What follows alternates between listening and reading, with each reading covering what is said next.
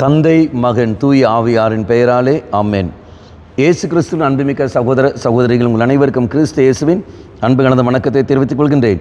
இன்று நற்செய்தி பாகமானது மத்தேயு நற்செய்தி 12ஆம் அதிகாரம் 14 முதல் 21 வரையில திருவாக்கியங்கள். குறிப்பாக 14வது வாக்கியம். பரிசேயரோ வெளியேறி இயேசுவை எப்படி ஒழிக்கலாம் என அவருக்கு எதிராக சூழ்ச்சி செய்தனர்.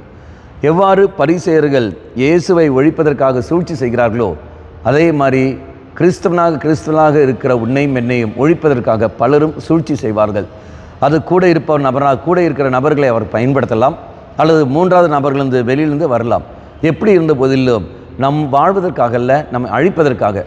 அப்போ விசுவாச வாழ்க்கை நீ நான் வாழ்கின்ற போது மட்டும்தான் இது நடக்குமே ஒழிய அல்லாத சமயத்தில் அல்ல.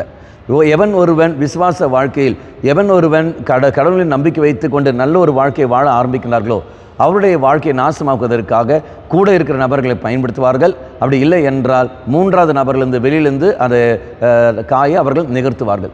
அப்போ நீங்களும் நானும் கவனிக்க வேண்டிய ஒரு விஷயம், அப்போ நமக்கு எதிராக எப்போவுமே ஒரு கூட்டமாக இருந்து கொண்டே தான் இருக்கும். அந்த கூட்டம் இருக்கிறதுனால நீங்களும் நானும் பயந்து வாழ வேண்டிய அவசியம் இல்லை.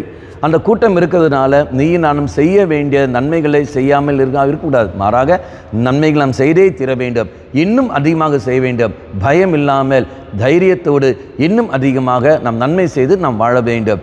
மாறாக இந்த உலகத்துக்கு பயந்து கொண்டு நாம் வாழ்கிறோம் என்றால் அது அர்த்தம் இல்லாமல் போய்விடும். நம்முடைய விசுவாச வாழ்க்கைக்கும் மகத்துவம் இல்லாமல் போய்விடும். அப்போ இயேசுவிடம் மன்றாடுவோம். ஆண்டவரே, உமக்கு எவ்வாறு சூழ்ச்சி செய்தார்களோ அதேபோல் எங்களுக்கும் சூழ்ச்சி செய்கிறார்கள்.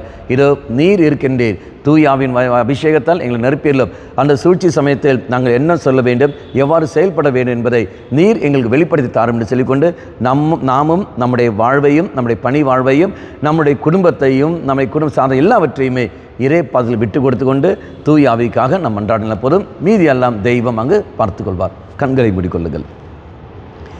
நல்லவனாய் தெய்வமே, எப்பேற்பட்ட சூழ்ச்சிகள் கடந்து வந்தாலும் அது அத்தனையும் நாங்கள் திரு சிலுவையோடு இணைத்துக் கொள்கின்றோம். சிலுவையில் இருந்து நீ தாமே எங்களுக்கு பாதுகாப்பு தருகின்றீர். சிலுவையில் இருந்து நீ தாமே எங்களை வழிநடத்துகின்றீர். அந்த சிலுவையின் நிழலிலே எங்களை நீ வைத்துக் கொண்டிருக்கின்றீர். இயேசுவே, நாங்கள் உமக்கு நன்றி செலுத்துகின்றோம்.